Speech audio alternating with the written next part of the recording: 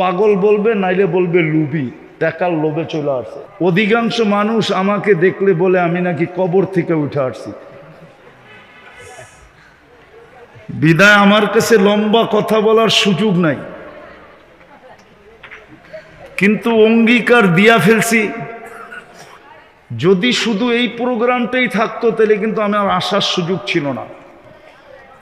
আসার সুযোগ হয়েছে দুটা মাদ্রাসার প্রোগ্রাম এটার সাথে যুক্ত ছিল, শুধু মাদ্রাসার দিকে তাকায় আসতে বাধ্য হয়েছি। ওই ফাঁকে আপনারাও পেয়ে গেছেন আলহামদুলিল্লাহ। নাইলে ডাক্তার আমাকে অনুমতি দিতেছিল না আমি এত দূর আসি। ইজাতনা বিষে বুঝিবে সে কিসে, কবু আসি বিষে ডংসি নিজাকে। আমারটা আমিই বুঝতেছি কি হইতেছে, আপনি বুঝবেন কোত্থেকে? আজকে 15 দিন হলো আমার রিং পড়ানো হয়েছে। এত তাড়াতাড়ি এত দূরে আসার অনুমতি কোনো ডাক্তার দিবে না। আর এখানে কোনো ডাক্তার থাকলে বলবে হুজুর পাগল।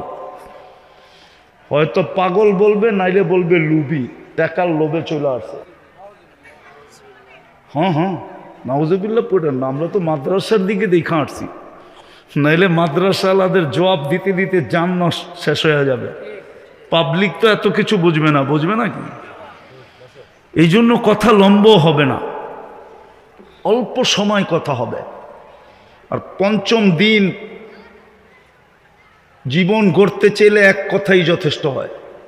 আমি প্রমাণ দিতেছি, দুটা প্রমাণ দিব। ইব্রাহিম ইবনে আদহাম রহমতুল্লাহ আলাইহি কোনো ওলি ছিলেন না। ওলামা বলুক উনি একজন শাসক ছিলেন, শাসক। একটা এলাকাকে পরিচালনা করতেন, রাজা ছিলেন, রাজা। শুধু ছোট একটা কথায় ওনার জীবন চেঞ্জ। আল্লাহওয়ালাদের প্রথম সারিতে যাদের নাম, ইব্রাহিম ইবনে আদহাম রহমতুল্লাহ আলাইহির নামটাও ওই সারিতেই। শুধু ছোট একটা কথা। রাত্রে ঘুম ভেঙে গেছে তো তাকায়া দেখতেছেন ছাদে জানি কে হাঁটতেছে, রাজপ্রাসাদের ছাদে। ওই ব্যক্তির চলার আওয়াজের কারণে ওনার ঘুম ভেঙে গেছে।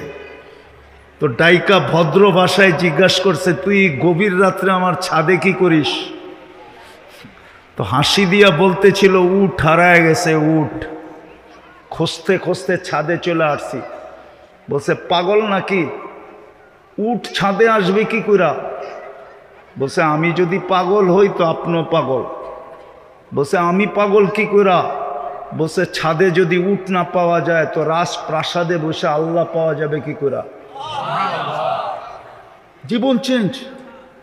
সকালই রাজত্ব ছেড়ে দিছেন। আরেকটা দেখায়, আরেকটা হাদিস থেকে। আমি এখনো কথা শুরু করি নাই, আরেকটা দেখাইতেছি হাদিস থেকে। বনি ইসরাইলে এক বদমাস ছিল, কিফিল নাম ছিল, কিফিল। গুনার পিছনে প্রতি রাত্রে খরচ করতেন বর্তমান টাকায় 70 থেকে 80 লক্ষ টাকা। আল্লাহ ওকে টাকার পাহাড় দিছিলেন। ওই যুগে সোনার টাকা ছিল, সোনার রূপার টাকা। এক সময় আমাদের দেশেও রূপার টাকা ছিল। পাকিস্তান আমলের 1 টাকার কয়েনটা, এটা 1 তোলা রূপার ছিল। ওটার দাম এখন 4500 টাকা একটার দাম। থাকলে আমার কাছে নিয়ে আসেন, আমি কিনা লয়ে যাবো না। তো 70 থেকে 80 লক্ষ টাকা খরচ করত। একদিন এক মেয়েকে ধরে নিয়ে আসছে, কামরায় ঢুকায় বলছে আমি প্রস্তুতি নিয়ে আসতেছি। আয়সা দেখতেছে মেয়ে অজরে কাঁদতেছে। তো বলতেছিল, ওই মেয়ে কাঁদিস কেন? তোর গায়ে তো এখনো আঙ্গুলের ছোঁয়া দেই নাই, আর জোর করেও তোকে নিয়ে আসি না, টাকার বিনিময়ে নিয়ে আসছি। আর তুই সদিচ্ছায় আমার হাতে ধরা দিছিস, আমি তোকে খুঁজেও বাহির করি নাই। তো মেয়ে বলতেছিল, শোন কিফিল, আমি বাজারি মেয়ে না, এটা আমার পেশা না। বিপদের কারণে আমি তোর হাতে ধরা দিতে বাধ্য হয়েছি, কিন্তু কাঁদি কেন জানিস? এই জন্য কাঁদতেছি কে কালকে এই চেহারাটা আল্লাহকে কি করে দেখাবো। যদি তুই দাগ লাগায় দিলি তাইলে কালকে এই চেহারাটা আল্লাহকে কি করে দেখাবো। তীর মারলেও মনে হয় কিফিলের দিলে এত জোরে লাগতো না। এতটুক কথা এত জোরে লাগছে যে একটা চিৎকার দিছে আর মাটিতে পড়া গেছে, আর বলছে, বোন তোর গায়ে আমি আঙ্গুলের ছোঁয়া দিব না, টাকা তোকে দেয়া দিলাম, কিন্তু একটা অনুরোধ করব যদি তুই রাখিস। বলছে, সেটা কি?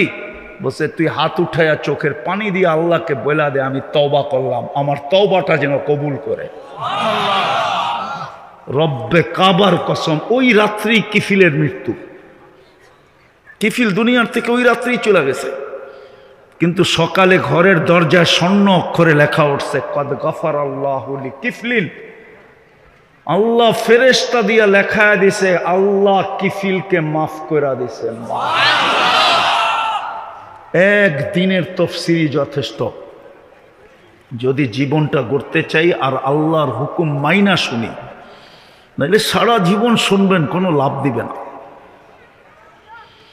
আমি সারা দুনিয়া ঘুরে বলতেছি, আমাদের দেশের মতো ওয়াজ দুনিয়ার কোনো দেশে হয় না, দুনিয়ার কোনো দেশে না।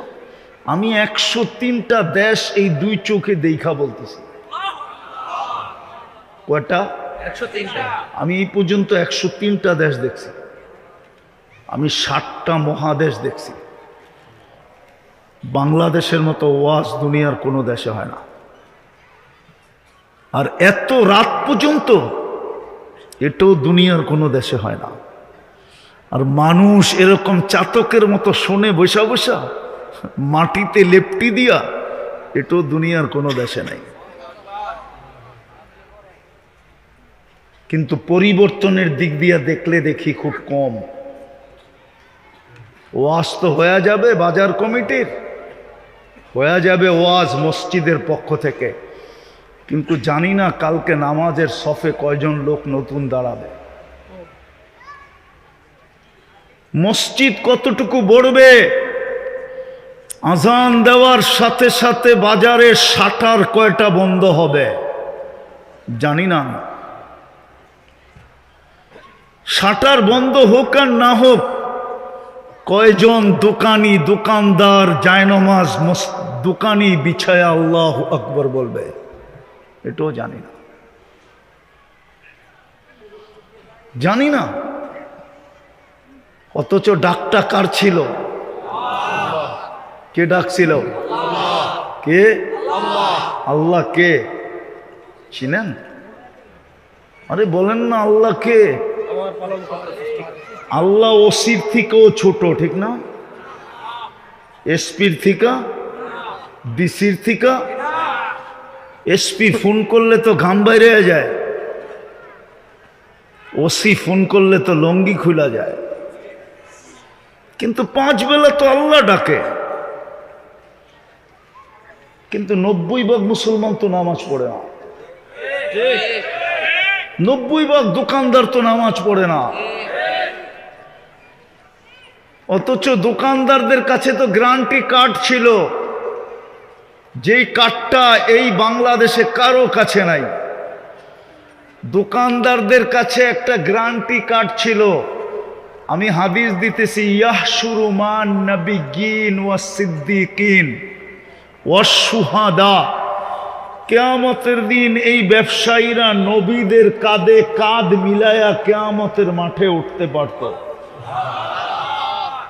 এই গ্যারান্টি কার্ড তো এই ব্যবসায়ীদের কাছে ছিল না? ছিল না? কি হুজুর ভুল বলতেছি?